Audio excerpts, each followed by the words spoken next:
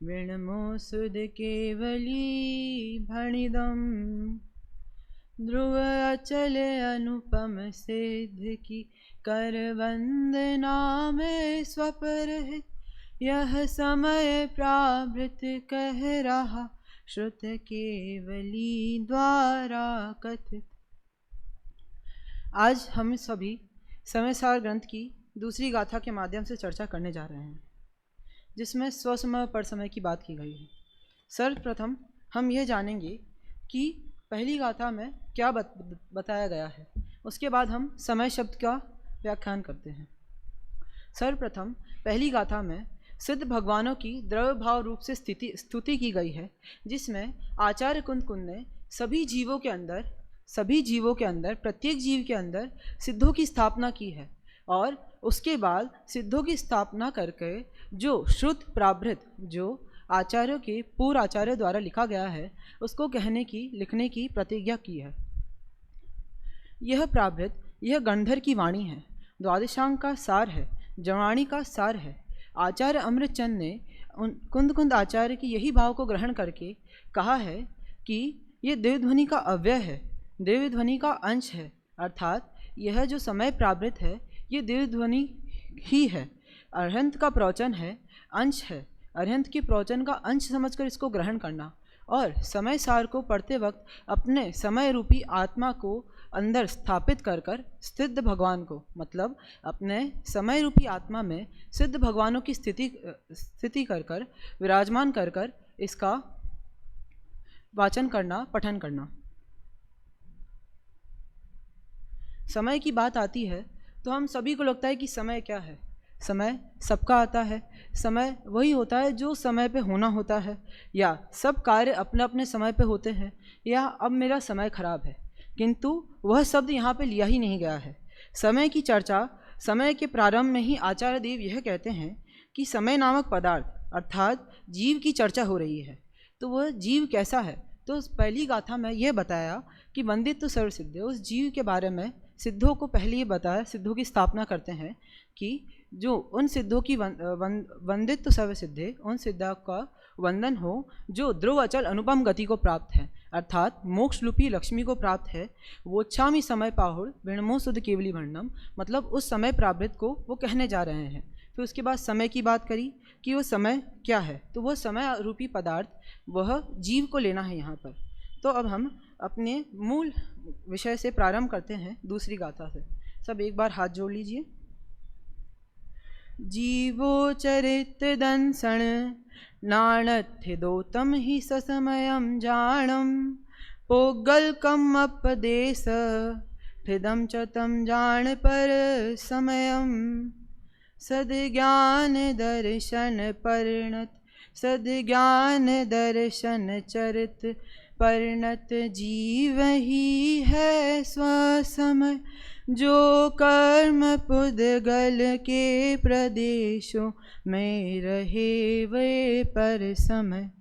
अर्थात यहाँ पे समय किसको लेना और स्वसमय पर समय क्या, कि जो मेरा समय, मेरा टाइम है वो मेरा है, मतलब कि मेरा टाइम आज बुरा चल रहा है, 3 दिन से बीमार हूँ, पैर पे लग गई है, दुखी हूँ, ये समय मेरा है। और अभी तो उसका समय चल रहा है, बड़ा बलवान समय चल रहा है उसका, बिल्कुल गति पलट गई है, बहुत अच्छा व्यापार में धंधे में हो गया है। तो ये शब्द समय का अर्थ यहाँ पे लिया ही नहीं है। समय का अर्थ तो अपनी आत्मा लिया है, और वह आत्मा कैसी, कि वह आत्मा शुद्ध एक चैतन्य स्वभाव होती है। अब स्वसमय व पर समय को इसमें बताने से पहले हम समय की चर्चा करते हैं कि समय कैसा होता है। तो सम अय मतलब आपको एक शब्द से पता चल रहा है इसमें 2 चीज़ है। तो इसमें सम उपसर्ग पूर्वक अय धातु से बना है, मतलब यहाँ पे उपसर्ग मुनिराजों पे ही नहीं होता है, यहाँ पे शब्दों पे भी उपसर्ग लगाया जाता है, जिसमें सम उपसर्ग पूर्वक अय, मतलब कि सम उपसर्ग पूर्वक अय धातु से समय बना है। अय का अर्थ होता है गमन होना, होता हुआ या परिणमित होता हुआ। अय का अर्थ क्या होता है, गमन होता हुआ या परिणमित होता हुआ। क्या चीज़, सम, मतलब एक साथ, जो गमन होता है परिणमित होता है एक साथ।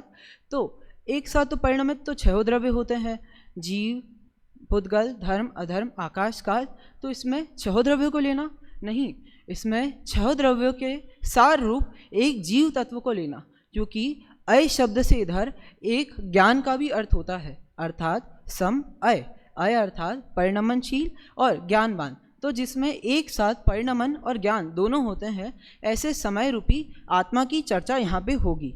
अर्थात वह जो 6 द्रव्यों में सार है, वह जो सब द्रव्यों में सार है, कैसा आत्मा?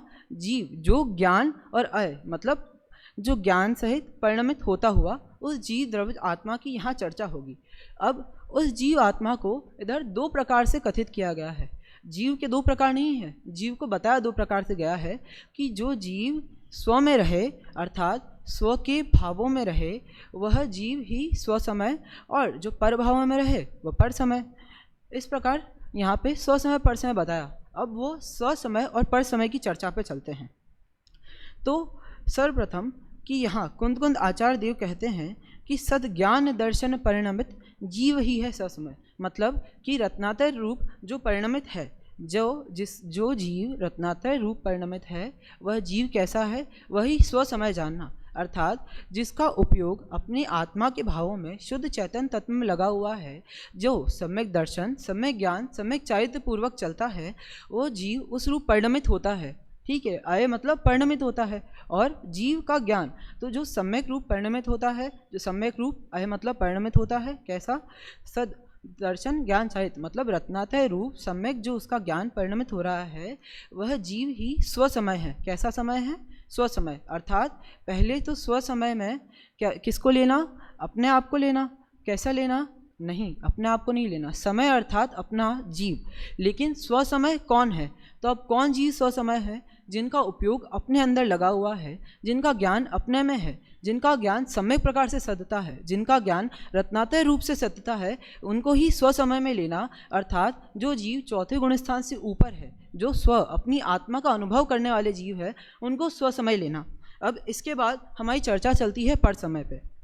तो पर समय के लिए जो कर्म पुद्गल के प्रदेशों में रहे वह पर समय, अर्थात जो पर लक्ष्य से परिणमित होते हुए पर समय होते हैं, अर्थात जीव जिनका उपयोग, सर्वप्रथम जीव जिनका उपयोग जो पर में व्यक्त होता है, पर से चलता है, अर्थात कर्म, नौकर्म, द्रव्य कर्म आदि रूप परिणमित होता है, वह क्या है? वह पर समय है। अर्थात जो जीव का उपयोग बाहर में है, मतलब इसको बहिरात्मा भी कह सकते हैं। जो जीव बहिरात्मा है, जिनका अपनी स्व आत्मा में रुचि नहीं हुई है, या जिनका ज्ञान सम्यक दर्शन ज्ञान चरित्र रूप से नहीं परिणमता है, वही पर समय है, अर्थात वही जीव पर समय जानना। वो पर समय कैसा है? दोनों समय तो कहते हैं, लेकिन दोनों समय व्यापक आत्मा के ही है, मतलब दोनों जो समय हैं, जो स्व समय और पर समय, वो 2 समय आत्मा अलग अलग नहीं है, वह एक ही आत्मा की बात चल रही है, जो परिणमित अलग अलग प्रकार से होता है। जो स्व के रूप में परिणमित होता है, जो शुद्ध आत्मा चैतन्य तत्व रत्नात्रय रूप परिणमित होता है, वह स्व समय, और जो बहिरात्मा रूप कर्मों रूप परिणमित होता है, या जिसको बाहर के विकार आदि रूप परिणमित होता है, वह पर समय, वह बहिरात्मा पर समय, यह जानना चाहिए। अब पर के लक्ष्य से तो परिणमित हो वह पर समय, जो समय सारूप का स्वरूप में लगता है वही स्वस्वरूप जानना, मतलब जो इस समय सारूप जो सम और अय उपसर्ग पूर्वक समय बना, इस समय रूप को जो समय हुआ, वो समय सार रूप किसमें? 6 द्रव्यों में सार रूप। जैसे बताए थे ना अभी कि सम उपसर्ग में अय, तो सम अय मतलब जो 6 द्रव्य सम में जो सब परिणमित होते हो, 6 द्रव्य जो परिणमित होते हैं उनमें सार रूप समय सार, वैसा जो जीव तत्व स्वजीव तत्व उसको स्व समय, उसको जानने रूप जो जानता है, वह जीव जो उसको जानने में लगता है, वही स्व समय जानना। अर्थात आचार्य देवदत्त स्पष्ट कहते हैं कि जो जीव बाहर उपयोग में लगा है, अब इसको मैं 5 बातों के माध्यम से समझाना चाहूँगा। पहले कि हम कैसे, जैसे हमारे भाव, दूसरा हम कहाँ, जहाँ हमारा उपयोग, तो जिसका उपयोग और जिसके भाव बाहर में लगे हुए हैं, जिसका उपयोग जिसके भाव बाहर में लगे हुए हैं, वो समय कैसा है? वह समय विपरीत है, वो उल्टा है। कैसा है? वो पर समय है, स्व समय नहीं है, क्योंकि वो अपने रूप परिणमित नहीं कर रहा है, वो पर भाव विकारी भाव रूप परिणमित होता हुआ वह जीव पर समय है। क्यों? क्योंकि उसके कैसा, हम कैसे, जैसे हमारे भाव, हम कहाँ, जहाँ हमारा उपयोग, तो उसका उपयोग और उसके भाव दोनों पर में परिणमित होते हैं, इसलिए वह पर समय। और फिर जिसके उपयोग रत्नात्रय रूप परिणमित होते हैं, मतलब हम कहाँ, जैसे हमारे भाव, जिसके भाव रत्नात्रय रूप परिणमित होते हैं, हम कैसे, जैसे हमारे उपयोग, हम कहाँ, जहाँ हमारा उपयोग, हम कैसे, जैसे हमारे भाव। तो जिसका उपयोग, जिसका भाव अपने में परिणमित होता है, सम्यक दर्शन ज्ञान चालित रूप रत्नात्रय रूप प्रवृत्ति वाला होता है, वह जीव ही स्वसमय जानना, अर्थात वही जीव स्वसमय जानना। इधर स्पष्ट 5 चीज़ों के माध्यम से करने को बोला है। तो पहला क्या हो गया कि हम कहाँ, जहाँ हमारा उपयोग, हम कैसे, जैसे हमारे भाव। अब उसके बाद 3 चीज़ें जो आप सभी के लिए जीवन उपयोगी है और सबके लिए काम आने वाली है। क्या? अशुभ में जाना नहीं, अशुभ में जाना नहीं, अशुभ में जाना नहीं, शुभ में अटकना नहीं, शुभ में अटकना नहीं, और शुद्ध से भटकना नहीं। क्या? शुभ में अटकना नहीं और शुद्ध से भटकना नहीं। अर्थात हमारे लिए तो यही उपदेश दिया जा रहा है कि स्वसमय रूप परिणमित होते हुए अपने स्वजीव तत्व आत्मा को ही पहचानना। अर्थात यहाँ पे 2 चीज़ें स्पष्ट कर दी गई कि जो जीव पर समय है, पर भावों से, पर कर्म आदि से परिणमित होता हुआ, पर विकारों में पड़ा हुआ है, चतुर्गति भ्रमण करता है, पर में लिप्त है, व्यक्त है, उसके अंदर ही गिनता, उठता, मरता, पड़ता, जन्म लेता हुआ, उत्पाद वह द्रव रूप अपनी ज्ञान दर्शन आत्मा को विकार रूप परिणमित कराता हुआ, वो पर समय होता हुआ, परिणमित होता हुआ वह जीव क्या है, दुखी हो रहा है। अब हमें सुख होने का उपाय बताया कि जिसके भाव और उपयोग उसके स्वसमय मतलब आत्मा में लगे, ठीक है, उसके स्वसमय आत्मा में लगे, सम्यक दर्शन ज्ञान चालित रूप वो परिणमित हुआ, अहिंसा रूप आचरण धारण हुआ। इस प्रकार जो स्वसमय में लगा वह जीव ही सुख को पाता है। इधर से ये अर्थ जानना। अब हम आगे बढ़ते हैं। वह समय कैसा, तो वो समय की चर्चा हो गई। अब यहाँ पे वह समय नामक जीव पदार्थ परिणमनशील होता हुआ उत्पाद वह द्रव स्वरूप को एकत्व अनुभूति लक्षण वाला सत्ता से युक्त है। अर्थात वह समय, जो समय है आत्मा जीव, उसमें ज्ञान दर्शन चारित्र जो है या जो जीव तत्व है उसमें नित्य उत्पाद होता है, नित्य व्यय होता है, और उत्पाद व्यय होते हुए भी वह द्रव्य है, एक एकत्व रूप अनुभूति लक्षण सत्ता स्वरूप, मतलब कि एक ही रहने वाला है, जिसमें नित्यत्व अनित्यत्व भी है, और जिसमें अस्तित्व वस्तु द्रव्यत्व भी है, जिसमें और बहुत अनंत ज्ञान दर्शन चेतन तत्व आदि गुण हैं। लेकिन नित्यत्व अनित्यत्व उत्पाद व्यय होते हुए भी एकता रूप अनुभूति लक्षण वाला, मतलब अनुभूति मात्र से ग्रहण करने वाला, लक्षित होने वाला वह जीव तत्व कैसा है? वह समय है। वह समय जीव तत्व ही है। इसको जानना, वो जीव कैसा, वो समय कैसा, उत्पाद वह द्रव्य से नित्य होता हुआ, चैतन्य स्वभावी होने से नित्य उद्योत रूप निर्मल ज्ञान दर्शन ज्योति स्वरूप है। मतलब कि मैं विकारों में रूप पड़ा हुआ होते हुए भी निर्मल दर्शन ज्ञान चरित्र रूप होता हुआ वह जीव है। अर्थात कैसे? अगर मैं पूछूं, अर्षित आप विदेश क्षेत्र से कब लौटे? वो उनका जवाब ये होगा कि हम तो विदेश गए ही नहीं। अच्छा, अब मैं किसी और से पूछना तो नहीं चाहता, लेकिन ये पूछूं कि आप जेल से कब लौटे, तो वो बोलेगा कि मैं जेल तो गया ही नहीं। तो वह जीव कैसा है कि वो शुद्ध ही है। कैसा है? वह शुद्ध ही है। वो कभी शुभ रूप नहीं हुआ, अशुभ रूप नहीं हुआ, क्योंकि वो हो ही नहीं सकता। जैसा वो है वैसा ही रहेगा, कभी ना वो शुभ हुआ ना अशुभ हुआ। वह जीव तो एक ज्ञान मात्र चैतन्य स्वरूप सत्ता वाला ही रहा।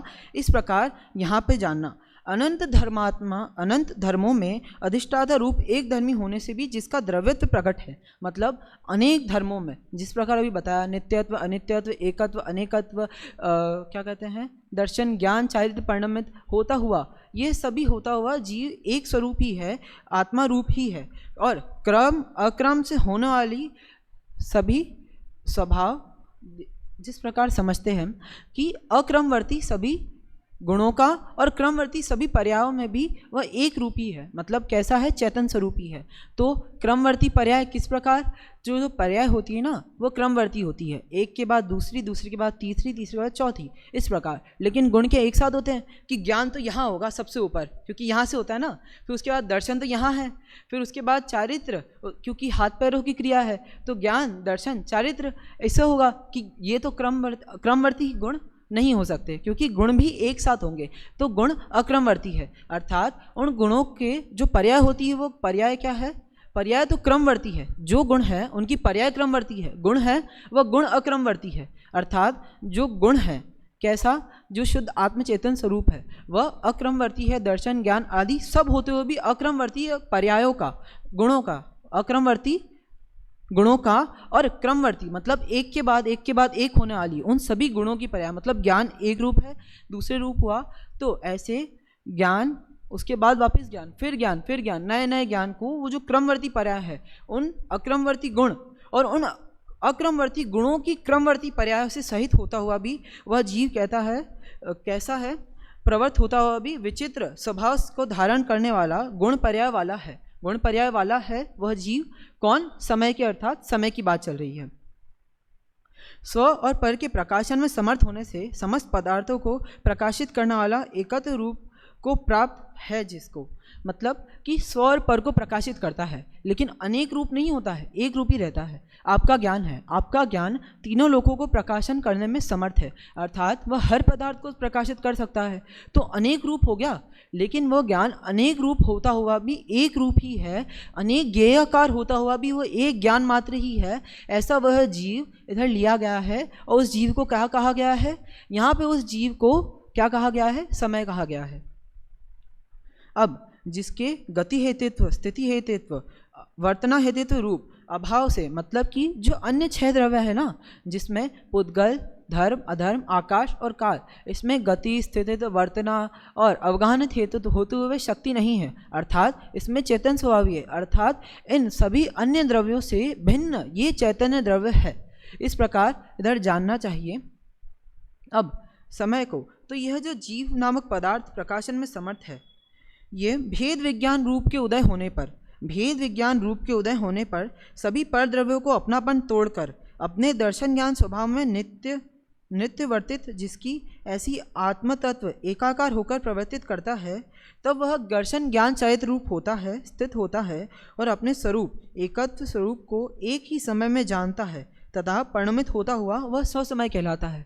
ऐसा जो जीव की यहाँ चर्चा की गई, कैसा जीव कि जो नित्यत्व अनित्यत्व को धारण किए हुए है और सभी गति हेतुत्व, वर्तना हेतुत्व, स्थिति हेतुत्व और अवगाहनत हेतुत्व, अन्य 6 द्रव्यों की जो शक्तियाँ हैं उनसे विभिन्न एक द्रव्य, जो उनसे विभिन्न द्रव्य एक जीव भाव, वो कैसा है कि वह जब अपनापन उनसे पर वस्तुओं से तोड़कर अपने स्वरूप का भेद विज्ञान कर लेता, मतलब उनसे अपने आप को भिन्न जानकर उसका दर्शन ज्ञान स्वरूप रूप अपने आप में परिणमित होता है, जब वो लगता है तो वह जीव कैसा हो जाता है, वह जीव स्वसमय हो जाता है, वह जीव अपनी ओर आ जाता है। इसलिए उस जीव को उस वक्त क्या कहेंगे, उस जीव को जो अपने में लगा है, जिसके भाव, जिसके उपयोग, जो शुभ में रहा नहीं, अशुभ में गया नहीं, और क्या किससे, शुद्ध से डिगा नहीं, भटका नहीं, वह जीव जो अपने स्वरूप में लगा, किस में लगा, जो अपने स्वरूप में लगा, वह क्या हुआ, स्वसमय।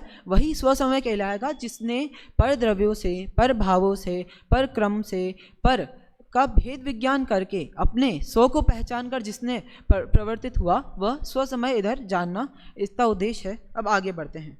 जब यह समय जीव अनादि अविद्या रूप केले के मूल की गांठ के समान परिपुष्ट मोह के उदय अनुसार प्रवृत्ति की अधीनता से दर्शन ज्ञान स्वभाव में नित्यवर्तित रूप आत्मा के अपनापन तोड़कर पर द्रव्यों के निमित्त से उत्पन्न मोह राग द्वेष रूपी विकारी भावों में जाता है, तो वह जीव कैसा हो जाता है, पुद्गल कर्म के प्रदेशों में स्थित हो जाता है, युगपद एकाकार रूप परमात्मा को पर समय हो जाता है। वह परमात्मा चैतन्य स्वरूपी जीव जो एक ज्ञानाकार है, मतलब जो एक स्वरूप वाला है, जो स्वसमय है, जिसका स्वरूप स्वसमय ही है, जो स्वसमय में लगे वही स्वसमय है, मतलब जो समय इस आत्मा में लगा वही स्वसमय जानना। अब उसके बाद पर समय की चर्चा करी, तो ये पर समय कैसा कि ये मोह राग द्वेष आदि भाव को एकत्र रूप मानकर, मतलब मोह राग द्वेष आदि कर्मों में एक रूप प्रतिष्ठित होकर,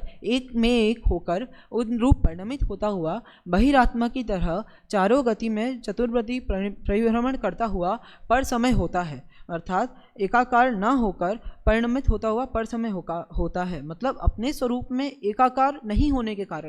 ऐसा जानना कि ये जो स्वरूप है, जो स्वस्वरूप में लगना चाहिए, ये जो आत्मा है जो स्वस्वरूप में लगना चाहिए, वो अपने आत्मा स्वस्वरूप में न लगकर जो उसके विकार रूप, उसके विध्वंस रूप जो भाव है, पर भाव है, उनमें लगता है। कैसा? जो कर्म मोह आदि राग आदि के उदय से होता है उसमें लगता है, तो वह कैसा हो जाता है? वह जीव पर समय हो जाता है। अब इस प्रकार समय, जीव के स्वसमय और पर समय यह जाना, ये दो प्रकार प्रकट होता है। अब इस जीव के 7 विशेषण दिए गए हैं। तो सर्वप्रथम जो पहला उत्पाद व्यय द्रव युक्त सत्ता सहित है, मतलब जिसमें नित्य उत्पाद हो रहा है, व्यय हो रहा है और द्रव्य रूप सत्ता सहित जो जीव है, वह पहला स्वसमय। फिर ज्ञान दर्शन चरित्र रूप चैतन्य स्वभावी होने से यह समय कैसा है? इसके 7 लक्षण। 7 लक्षण, पहला कि जो उत्पाद व्यय और द्रव्य जिसमें नित्य होता है फिर भी सत्ता युक्त है, ऐसा यह जीव। उसके बाद ज्ञान दर्शन स्वरूप चैतन्य स्वभावी होने वाला यह जीव अनंत धर्मात्मक अखंड, अनंत धर्मात्मा का एक अखंड द्रव्य है। अनंत धर्मों का मतलब अनंत दर्शन ज्ञान चारित्र गति हेतु, मतलब गति हेतु, मतलब कि गति हेतु नहीं, दर्शन ज्ञान चरणित, दर्शन ज्ञान परिणमित होता हुआ, और अनंत धर्म जिसमें उत्पाद व्यय नित्य अनित्व ये शक्तियाँ होते हुए, अनंत शक्तियों का धारण होते हुए भी नित्य एक रूप है, ऐसा। अक्रमवर्ती गुण एवं क्रमवर्ती पर्याय, जिस प्रकार हमने पूर्व में जाना कि अक्रमवर्ती गुण, जो गुण है पहले यहाँ ज्ञान नहीं होगा, यहाँ दर्शन नहीं होगा, हाथ पैर से चालित नहीं होगा, अर्थात यह सब एक साथ ही होंगे, युगपद ही होंगे। उस प्रकार अक्रमवर्ती गुण और क्रमवर्ती पर्याय, एक के बाद एक के बाद एक के बाद एक होने वाली पर्यायों का पर्यायों से युक्त होता हुआ यह जीव स्व पर प्रकाशन में समर्थ युक्त होते हुए अनेकाकार होते हुए भी एक रूप, अर्थात तीन लोक के तीनों समस्त, तीन लोक के तीन काल के समस्त पदार्थों को जानने ज्ञेय रूप ज्ञाकार अनेक परद्रव्यों को जानता हुआ भी स्वद्रव्य मतलब एकाकार रूप रहने वाला ही यह जीव है। अपने असाधारण चैतन्य सत्य के सद्भाव में एवं परद्रव्यों के विशेष गुणों के अभाव के कारण परद्रव्यों से भिन्न, अर्थात कि अपने चैतन्य स्वरूप के होते हुए, मतलब जिसकी दर्शन ज्ञान चैतन्य रूप जिसकी सत्ता है, ऐसा होता हुआ ज्ञान दर्शन रूप होता हुआ यह जीव, जिसमें जो छह द्रव्यों से विलक्षित है, कैसा है? जो पुद्गल रूप नहीं है, आकाश रूप नहीं है, काल रूप नहीं है, धर्म रूप नहीं है। इस प्रकार यह जीव कैसा है? अनेक परद्रव्यों से भिन्न है। परद्रव्यों को एक क्षेत्र अवगाह से अत्यंत मिला हुआ होने पर भी अपने स्वरूप से च्युत नहीं होता हुआ होने के कारण टंकोत्कीर्ण ज्ञायक मात्र है, अर्थात परद्रव्य पर भावों से भी च्युत नहीं होता हुआ, जिसको परद्रव्य कभी डिगा नहीं सके, जिसको कभी हिला नहीं सके, जिसका दर्शन ज्ञान चालित रूप होते हुए जिसको कोई पुद्गल रूप परिणमा नहीं सका, जिसको कोई अवगाहन रूप परिणाम नहीं सका, जो बाकी छह द्रव्य रूप नहीं परिणमा और अपने स्वरूप रूप परिणमा, उस जीव को उसको अपने स्वरूप से च्युत करने में कोई समर्थ नहीं है। ऐसा एकमात्र टंकोत्कीर्ण ज्ञायक स्वभाव मात्र है यह जीव। अब आगे हम इस समय के और भेदों की चर्चा करेंगे, सूक्ष्म स्थूल और परसमय। और आज हम जितना जाना है उसको एक बार रिवाइज कर लेते हैं, बता देते हैं कि 5 प्रकार से बताया कि क्या कि जो हम कैसे, जैसे हमारे भाव, हम कहाँ, जहाँ हमारा उपयोग, अशुभ में जाना नहीं, शुद्ध में अटकना नहीं और शुभ में अटकना नहीं और शुद्ध से भटकना नहीं, इस प्रकार हमने जाना। और उसमें क्या कि अगर आप अशुभ, आपके उपयोग आपके भाव किस में जा रहे हैं, अगर आपके उपयोग आपके भाव परद्रव्यों में जा रहे हैं, पर भावों में जा रहे हैं, कर्म आदि में लग रहे हैं, तो आप कैसे परिणमित होंगे? पर समय रूप परिणमित होंगे, मतलब आप पर समय कहलाए जाओगे, मतलब आप कर्म रूप परिणमित होते हुए अपनी आत्मा स्वस्वरूप को भूलकर पर समय माने जाओगे। और जो जिसका जीव भाव, जिसके भाव जिसका उपयोग वह किस में लगे, जिसका उपयोग जिसके भाव वह स्व में लगे, कैसा जीव? जो अशुद्ध में गया नहीं, शुभ में अटका नहीं और शुद्ध से भटका नहीं, ऐसा कौन जीव? वह स्वसमय, जो दर्शन ज्ञान चालित रूप परिणमित होता हुआ वह जीव क्या है? वह स्वसमय है। इस प्रकार हमने आज जाना और कल हम इसी के माध्यम से चर्चा करेंगे।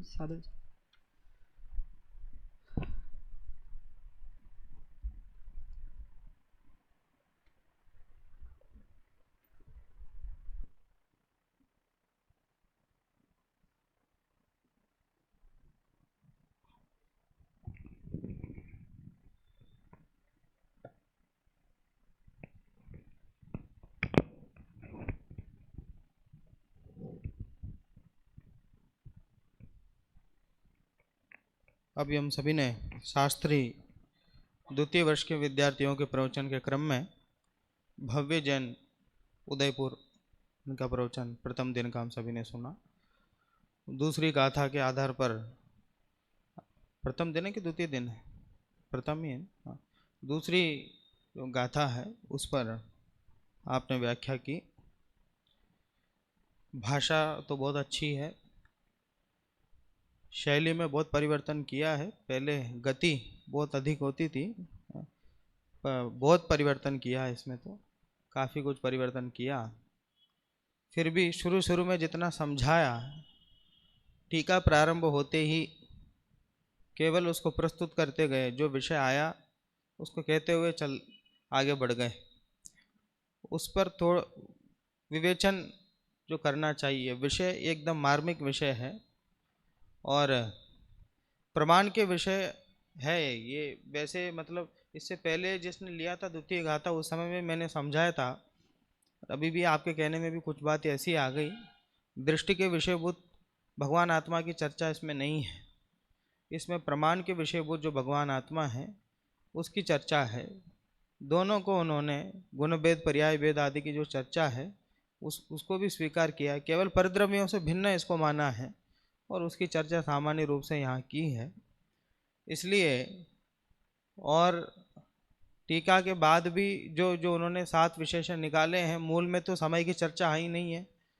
टीका में अमृतचंद्र आचार्य ने किया है, दादा ने उसका विस्तार अनुशीलन में किया है। तो ये विषय थोड़ा कठिन होने से उसको बारंबार दोहरा करके उस विषय को प्रस्तुत करने की आवश्यकता होती है। इसलिए अब टीका की बात तो हो गई, अनुशीलन में और कई बातें आई हैं, जैसे समय की चर्चा नहीं आई है तो यहाँ क्यों उठाई है, प्रवचन सार आदि में जो चर्चा आई है उस